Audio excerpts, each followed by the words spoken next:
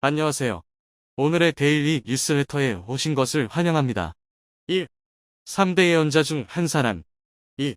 아시아의 미래에 대한 끔찍한 예측. 3. 한국은 세계의 주인이다. 한번 진실을 알아봅시다. 전동아일보 논설위원 김중배 씨는 나는 사실 그를 잘 알지 못한다. 다만 그는 동양의 역학의 원리로 어제의 역사를 되돌아보고 내일의 역사를 예견하며 다음 세계의 주인이 한국이 될 것이라고 한다. 그의 이러한 예지력은 거창함이 지나쳐 호황되게 늘리기 마련이다. 하지만 자연과학의 지식까지 동원하는 그의 예지력에는 분명히 설득력이 있다는 것 또한 부인할 수는 없다면서 살아있는 부처님이자 현대판 노스트라다무스라 불리는 타너스님의 예지력에 대해 이야기를 꺼냈습니다. 스님이지만 예언가로 더 잘 말려진 라너스님의 예지력은 상상을 초월합니다. 1983년 6월 5일 열반에 드는 날까지 그는 수없이 많은 예언을 남겼습니다. 한국 전쟁의 발발을 예측하고 1975년 베트남전에서 미국의 패배를 예언하고 1979년 박정희 전 대통령의 서거를 정확히 미추었으며 그 스스로가 열반에 드는 날을 예언해 정확히 그 날짜에 세상을 떠났죠. 그런데 그가 남긴 예언이 아직 하나 더 남아 있습니다. 일본에 대해서 남긴 그 예언은 너무 현실적이어서 쉽게 무시하고 넘어갈 수도 없는 내용인데요. 미래를 본다 또는 미래를 안다는 것은 아직은 누구도 경험하지 못한 미래의 일을 마치 지금 눈앞에 펼쳐지는 일처럼 떠든다면 그 누구도 이 말을 쉽게 무시하지는 못할 것입니다. 하지만 전지전능한 능력을 가진 신이 아니라도 누구나 미래에 대한 예측은 할 수 있습니다. 가령 친구에게 너는 내일 아침에 눈을 뜨게 될 거야 라고 말한다면 여러분은 이미 그 친구의 미래를 본 것입니다. 그러도 예외 없이 아침에 눈은 뜨니까요. 조금 우스운 농담처럼 들리지만 이러한 미래를 예언하는 사람이 지금껏 수없이 많은 예언을 했고 그 예언이 다 늘어맞았다면 그의 말 한마디에 천국과 지옥을 오갈 수도 있습니다. 여러분들이 알고 있는 예언가 중에 가장 유명한 분은 아무래도 노스트라다무스가 아닐까 합니다. 프랑스 제2대 국왕 앙리 2세의 정책 자문가였으면서 천문학, 점성술, 수학에도 특출난 능력을 가졌던 그는 이를 바탕으로 미래를 보았습니다. 다소 애매모호한 문장이기는 하지만 그는 히틀러의 출현, 제2차 세계대전, 일본에 대한 원폭투와 체르노빌 원전 사고 등을 완벽히 예언해냈다고 알려져 있는데요. 현재의 우리는 인공지능이 인간을 넘어서고 로켓을 쏴달에 착륙하며 로모의 구조 현장에 투입되는 과학의 시대를 살고 있습니다. 좀 더 과감히 표현하자면 과학으로 측명되지 않는 것들은 사실이 아니라고 과감하게 말할 수 있는, 즉 헛소리와 진실을 구분할 수 있는 시대를 살고 있죠. 그럼에도 우리는 지금껏 수없이 많은 일을 정확히 예언한 예언가의 말에 신빙성을 갖습니다. 그런 의미에서 반만년에 유구한 역사를 가진 한반도에도 수많은 예언가들이 있어 왔는데 오늘 영상에서 다룰 타너스님은 결이 다릅니다. 스님이라는 단어에서 유추하듯이 이 분은 스님이 맞습니다만 재미있는 일화가 있습니다. 뒤에서 자세히 다루기는 하겠으나 이 분은 한국 불교사에 있어서 해골불로 잘 알려진 원효대사, 화엄총을 널리 알린 의상대사와 함께 3대 고승으로 인정받는 분입니다. 그런데 원효대사와 의상대사와 어깨를 나란히 하는 고승임에도 탈천에게 불만을 토로했으며 제발 예언 좀 그만두시라고 말이죠. 이미 물교계에서 대가로 불릴 정도로 뛰어난 업적을 남겼는데 굳이 점쟁이나 헛소리꾼 소리를 들을지도 모르는데 자꾸 예언을 남기니 그것이 불만이었던 것이죠. 그럴 때마다 타너스님은 제자들에게 호통을 치며 나는 노스트라다무스와 같은 예언가가 아니고 역학원리로 세상을 보는 것이라고 강조했는데요.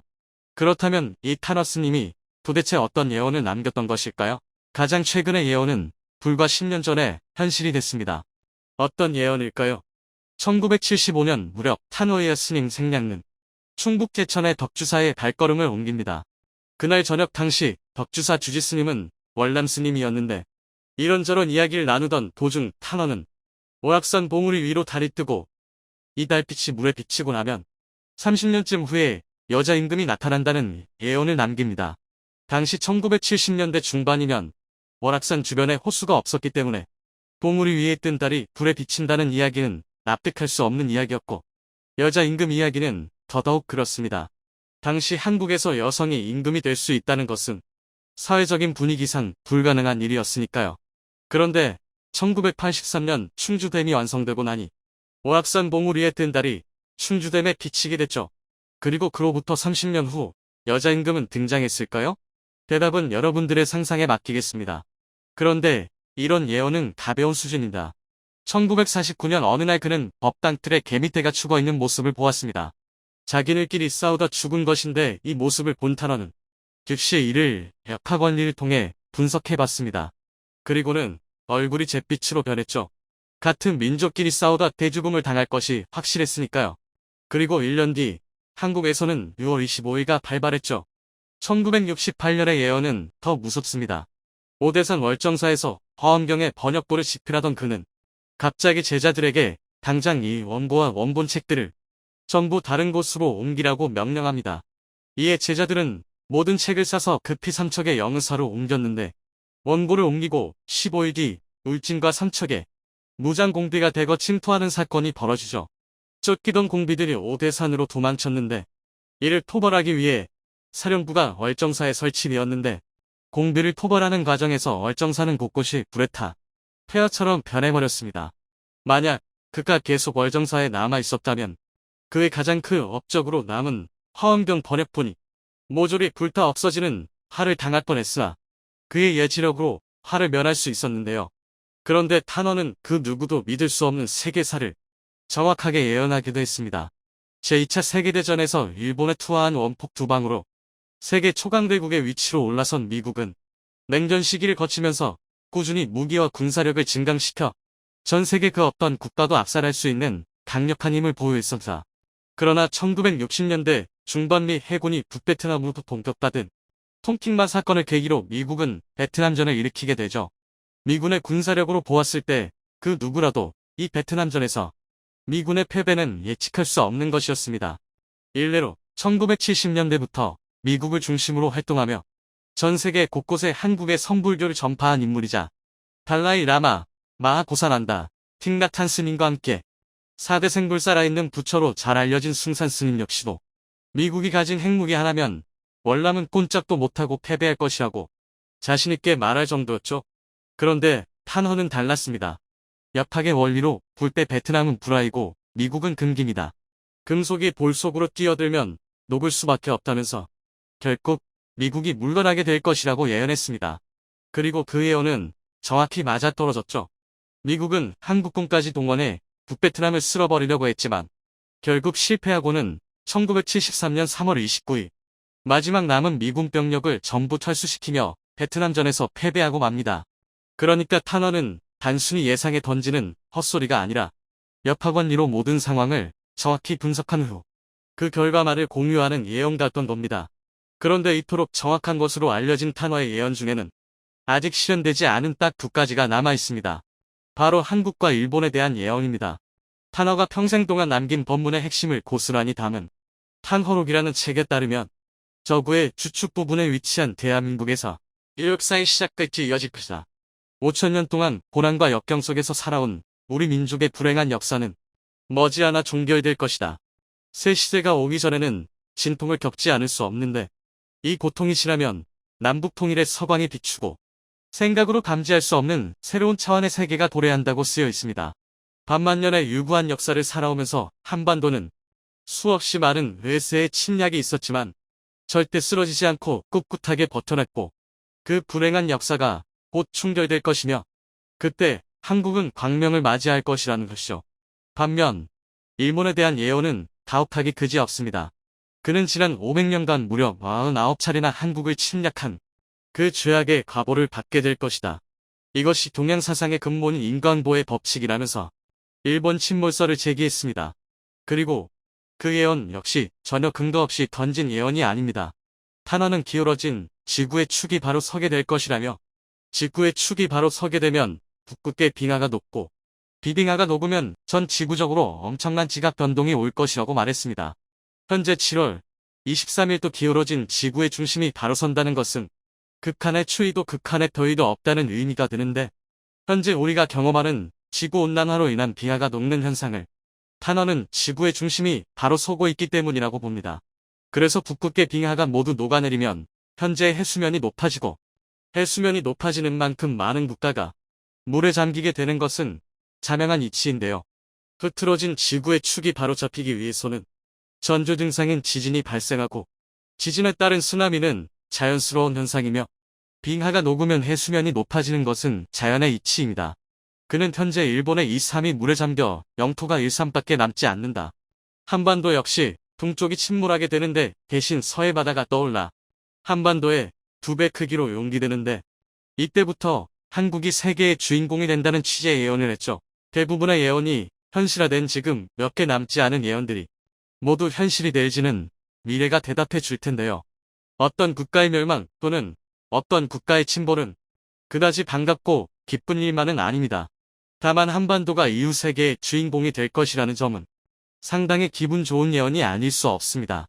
사실 일본의 침몰을 예언한 예언가는 상당히 많습니다. 이에 대해서는 다시 영상으로 제작할 예정입니다만 21세기 최고의 예언가로 꼽히는 미국의 에드가 KC1877-1945가 있습니다. 23세의 사고로 시력을 잃은 후 초능력이 발휘되기 시작한 것으로 알려졌는데요. 그는 잠자는 듯한 일종의 최면 상태에서 수많은 이들의 질병을 치유하는 방법을 알아냈고 가장 정확하고 사실적인 예언을 남긴 것으로 유명합니다. 소련의 몰락과 제2차 세계대전 등을 정확히 예언해 발명왕 토마스 에디슨 등 유명인사들이 그를 찾았다고 하죠. 그의 이러한 예언은 대부분 미국 버지니아의 연구계몽협회 도서관에 보관되어 있는데 그 숫자가 무려 14,000건에 이른다고 하죠. 그런데 그가 그의 인생을 통틀어 남긴 예언은 대부분 두루뭉술한 단어로 표현하는 경우가 많았는데 단 하나 1934년 남긴 예언에는 확실함을 담았습니다. 일본의 대부분은 반드시 바닷속으로 침몰한다라는 예언인데요. 영어를 조금이라도 이해하는 분이라면 must라는 단어는 크게 두 가지로 해석됩니다. 가정을 나타내는 방법으로 90% 이상의 가능성을 나타낼 때 또는 의무를 나타내는 방법으로 반드시 그렇게 되어야 한다라는 의미이죠. 어떤 의미이든 그는 일본의 침몰을 거의 90% 확률로 확신했습니다. 여기에 일본 열도의 일부분이 아니라 일본 열도의 대부분이라는 표현을 써 탄화해 예언과 다양화했습니다. 불교에서는 스님이 열반 사망에 들면 불교적 화장의식인 다비를 거행합니다. 그리고 다비 후 나오는 구슬 모양의 유호를 살이라고 부르는데요. 황금색, 흰색, 검은색, 노란색, 파란색 등등이 섞인 영롱한 빛깔을 가진 이 사리가 얼마나 많이 나오느냐에 따라 그 스님의 수행력을 평가하기도 합니다. 참고로 불교를 탄생시킨 석가모니를 화장한 후 나온 것을 진신사리, 즉 부처의 진짜 몸에서 나온 살이라고 하는데요. 경남 양산 통도사의 대웅전에는 특이하게 불상이 없는 것으로 유명한다. 통도사에는 부처님의 진신사리를 모신 금강계단이 있어서 그렇습니다. 실제 석가모니의 진신사리가 있는데 굳이 허상에 불과한 불상을 두지 않은 것이 아닐까 합니다. 어쨌든 썸네일로 사용된 앉은 상태로 열반에 든 스님이든 평범한 이들처럼 누운 자세로 열반에 든 스님이든 스님들의 몸에서는 사리가 나오기 마련인데 1983년 6월 5일 열반에 든 탄어의 몸에서는 무려 13개의 사리가 수습되었다고 하죠. 보통 호랑이는 죽어서 가죽을 남기고 인간은 죽어서 이름을 남긴다고 합니다. 그리고 평생을 부처를 향해 고난의 수행을 이어온 스님들은 사후살이라는 것이 남습니다. 탄어는 인간으로서 이름을 남겼고 스님으로서 사리를 남겼고 예언가로서 한국의 밝은 미래에 대한 예언까지 남겼으니 미국의 2번이나 핵을 맞은 결론은 모자랐던 걸까요? 전범국인 일본이 다시금 전쟁에 대한 야욕을 불태우고 있습니다. 최근 일본 정부가 평화헌법을 개정하고 매년 100조를 투자해 세계 3위의 군사 강국이 되겠다고 선포했습니다. 그런데 다시금 군대로 비상하려던 일본 자위대가 한편의 짧은 동영상에 뒤집어졌다고 합니다. 수천억 원을 들인 자위대의 프로젝트가 사실 첫 단추부터 잘못 되어졌다는 게 드러난 건데요. 반면 일본과 달리 자체 개발로 노선에 들었던 한국의 선택이 결국엔 옳았다는 게 증명되었습니다. 일본의 망상이 실현되긴 어려울 것 같다는 소식 자세히 알아보도록 하겠습니다. 최근 SNS에 충격적인 사고 영상이 올라왔습니다. 다름 아닌 세계 최강의 스텔스기라 불리는 F-35B 전투기가 수직이 착륙 도중 착륙에 실패하는 장면이 포착된 건데요. 속력을 줄이며 지면에 안착하려 했지만 엔진이 정지되지 않아 다시 공중으로 떠오르더니 기술을 바닥에 처박는 아찔한 사고가 일어났습니다. 사고 직후 파일럿은 긴급 탈출에 성공해 부상을 입지는 않았지만 한 대에 1,100억 원에 달하는 전투기가 착륙하다가 추락해버린 없는 상황이었죠. 현재 정확한 추락 원인을 조사 중이나 F-35B의 고질적인 기체 결함 문제가 아닌가 하는 추측이 나오고 있습니다. 지난 1일에도 일본 오키나와의 가데나 공군 기지에서 F-35B 전투기의 랜딩 기어 시스템이 오작동하는 사고가 발생했었는데요. 기체를 견인하는 도중 F-35B의 랜딩 기어가 오작동들을 일으켜 기술을 그대로 바닥에 쳐박게 된 것이었죠. F-35B에 잇따른 사고 소식에 불안한 표정을 감추지 못하고 있는 곳이 있으니 다름 아닌 일본 자위대입니다. 전범국인 주제에 뻔뻔하게 군사를 침강해 나선 일본은 태평양 전쟁 이후 80년 만에 항공모함을 건조하며 다시금 전쟁을 할 수 있는 나라로 부활하겠다는 야욕을 드러내고 있습니다. 게다가 얼마 전에는 일본이 본격적으로 전쟁 가능 국가가 됐음을 선언했습니다. 일본 국가 안보 전략을 전면 개정하면서 기존의 최소한의 방어 원칙에서 벗어나 적극적인 반격 능력을 명시하면서 적의 본토까지 타격하는 게 가능해진 것입니다. 이는 전후 75년간 유지되온 평화헌법이 사실상 무력화되었다는 것을 의미하는데요. 이를 시작으로 대규모 군비 증강에 나선 일본은 향후 2027년까지 세계 3위의 군사대국이 되는 것이 목표라고 발표했습니다. 게다가 일본 방위성 관계자가 일본이 북한을 공격할 때 한국의 허가는 필요하지 않다고 밝혀 논란이 커지고 있습니다. 현재 우리 헌법은 대한민국의 영토를 한반도와 그 부속 도서로 규정하고 있기 때문에 북한은 우리 영토를 무단 점거하고 있는 괴뢰 정부라고 보고 있습니다. 즉 일본이 우리 허락 없이 북한을 공격하겠다는 것은 대한민국의 영토를 무단으로 공격하겠다는 것과 다르지 않은 말이죠. 그러나 일본 방위성은 북한에 대한 반격을 두고 반격 능력 행사는 일본의 자위권 행사로 다른 나라의 허가를 받는 게 아니라 일본이 자체적으로 판단할 일이라고 밝혔습니다. 이는 대한민국이 한반도에 가지고 있는 영유권을 부정하겠다는 것과 다름없는 발언입니다. 일본의 무도한 전쟁 야욕은 동북아시아에 또다시 전란의 불길을 불러일으킬 것으로 우려되고 있습니다. 다시금 군사 대국으로 거듭나기 위해 일본이 가장 먼저 추진하고 있는 프로젝트는 항모전단의 재건입니다.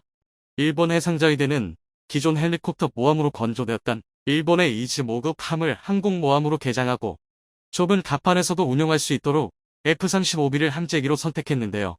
이는 우리나라의 초기 경항모 계획과 일치하는 부분입니다. 그리고 지난 2019년 일본 방위성은 이즈모함의 함재기로 운용할 F-35B 42대를 구매하는 계약에 사인했습니다.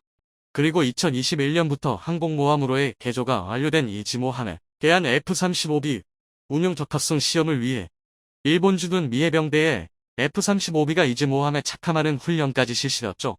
이렇게 F-35B 대량 도입을 통해 본격적인 일본 항모전단 구축을 위한 계획이 진행 중이었는데 연달은 사고 소식으로 일본 정부의 속이 뒤들리고 있습니다. 애초에 일본은 F-35 전투기를 이렇게 대량으로 도입할 의도가 없었는데요. 도널드 트럼프가 대통령으로 집권해 있던 당시 미 무역 불균형 해소 및 국방비 상승 압박을 견디지 못하고 어쩔 수 없이 일본의 F-15J를 전부 F-35B로 대체하기로 결정했습니다. 그런데 F-35가 명성과는 다르게 심각한 결함 상품이라는 사실이 곳곳에서 드러나고 있습니다. 미국에서 F-35를 도입하면서 거액의 웃돈을 주고 면허 생산권까지 받아낸 일본이지만 지금은 쓰린 속을 부여잡고 있습니다.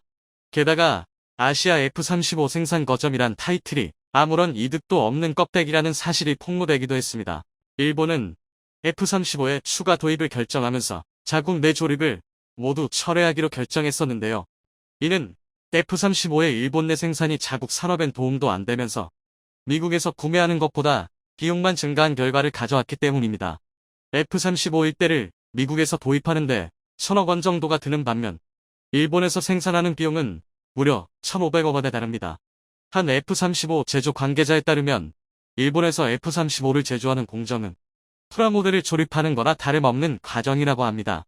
미국에서 제작된 부품을 가져다가 일본에서 조립만 진행하는 것으로 일본의 기대와는 전혀 다르게 제작되고 있었던 것이죠. 기존의 면허 생산 방식은 점진적으로 기체 부품을 자국산 부품으로 교체하면서 이를 통해 개발 노하우와 발전된 항공 기술을 얻어내는 것이 일반적이었는데요.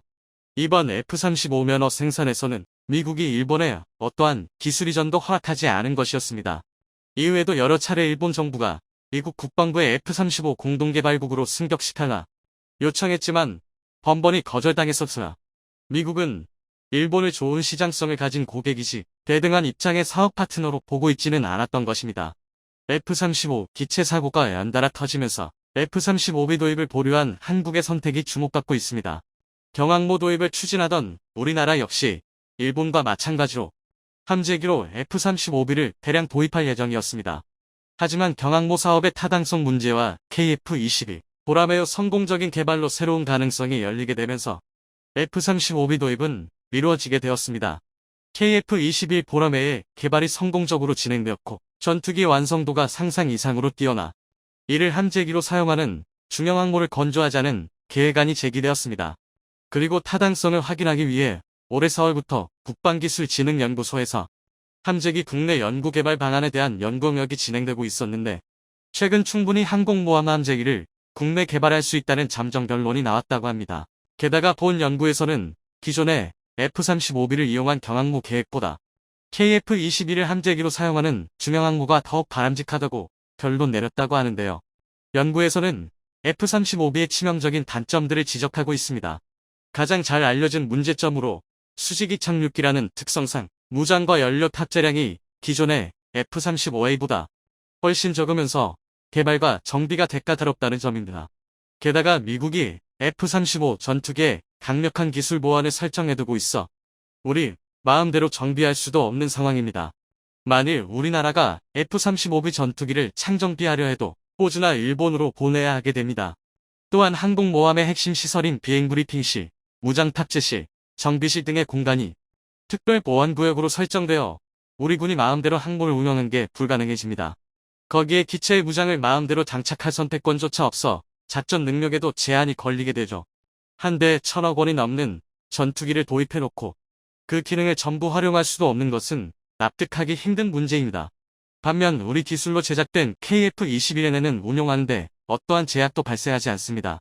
또한 최근 한국에서 본격적으로 개발 중인 최신 미사일들을 마음대로 인티하여 사용할 수 있어 전망이 더욱 밝은 상황인데요.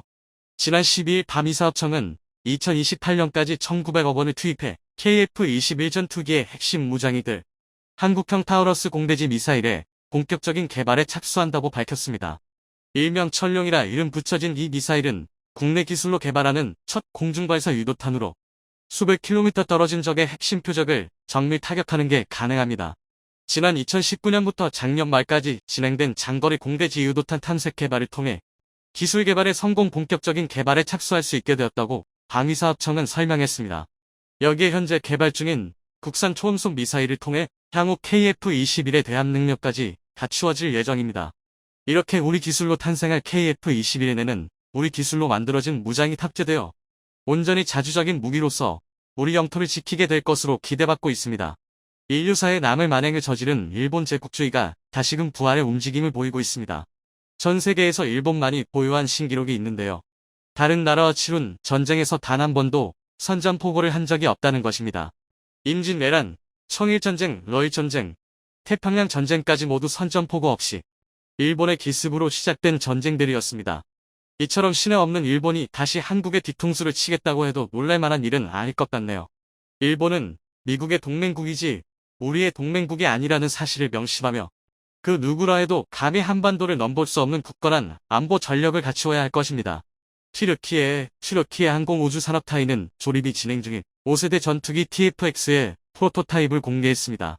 2023년 3월 18일 몰아웃에 맞죠? 순조롭게 작업이 진행되고 있다는 것을 보여주기 위한 영상이지만 TFX 탑재용 엔진을 확보했는지는 알려지지 않고 있습니다.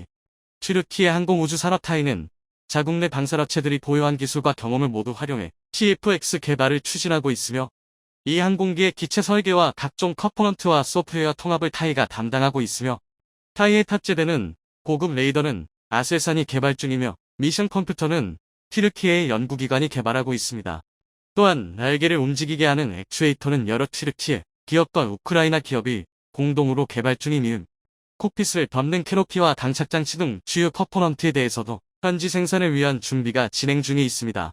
TFX 프로젝트는 2021년 11월에 프로토타입의 부품 가공이 시작되었고 2022년 말까지 약 2만 개의 구성품 통과가 마치고 2023년 3월 18일 프로토타입이 롤아웃된다고 타이는 밝혔으며 이에 대한 과정으로 조립이 진행 중인 TFX 프로토타입을 공개한 것입니다. 조립이 진행 중인 TFX 프로토타입의 동영상은 지난 21일에 튀르키예 국방부와 공군 및 방산업체 관계자들이 타이 공장을 방문했을 때 촬영된 것으로, 조립 중인 프로토타입은 수직거리 날개와 스핀거리 날개, 엔진 등이 빠져있지만 전투기 외관은 거의 완성된 것으로 보이며, TFX 프로토타입은 내년 롤아웃을 위해 순조롭게 작업이 진행되고 있다고 생각되지만 TFX에 탑재되는 엔진이 확보되었는지는 알려지지 않고 있습니다.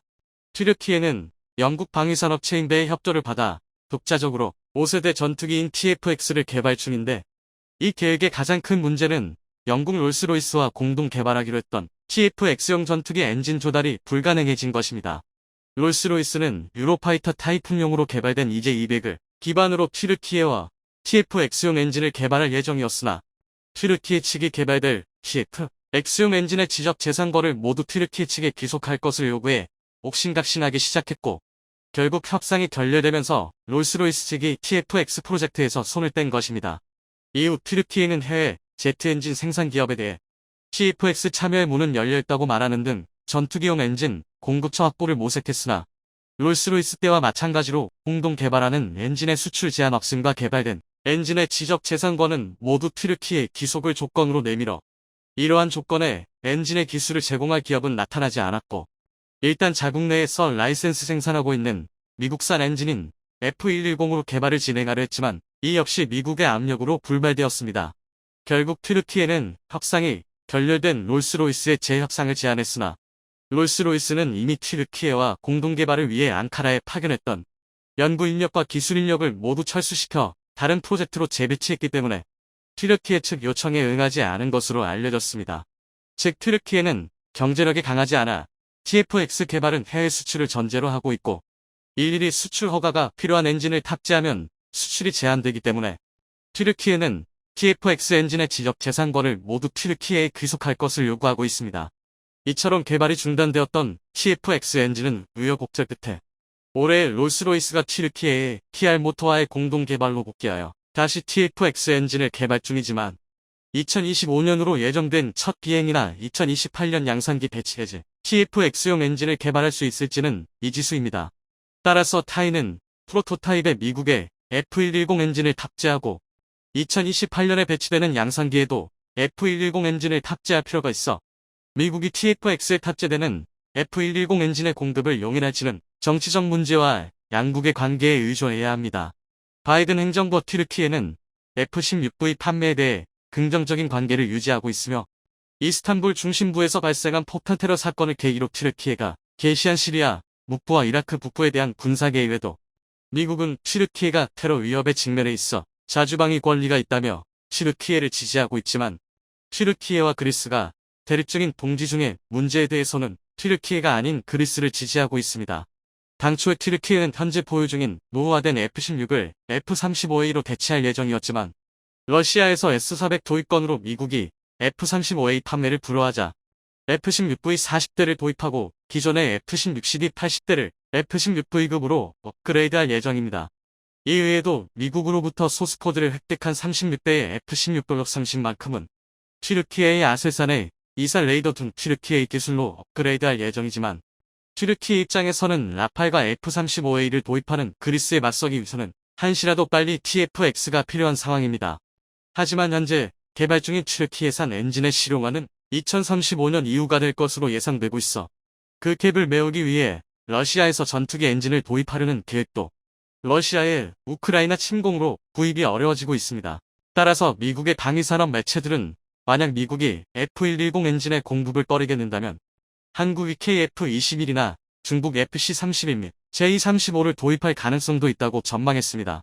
튀르키예의 TFX 개발 자체는 개발도상국인 튀르키예에는 실현이고 대외 여건도 좋은 편은 아닙니다. 하지만 TFX 프로그램처럼 잡재적 위험이 높고 도전적인 프로그램은 다른 나라에서는 찾을 수 없기 때문에 개인적으로 TFX 프로그램을 관찰하는 것은 매우 흥미롭습니다. 두 번째 소식을 전해드리겠습니다. 튀르키예의 베이카르사는 제트 엔진을 갖춘 무인 전투기 바이락탈 키즈 엘마의 지상 활주 장면을 공개하고 2023년의 첫 비행을 위해 개발이 순조롭게 진행되고 있다는 것을 국내외에 알렸습니다.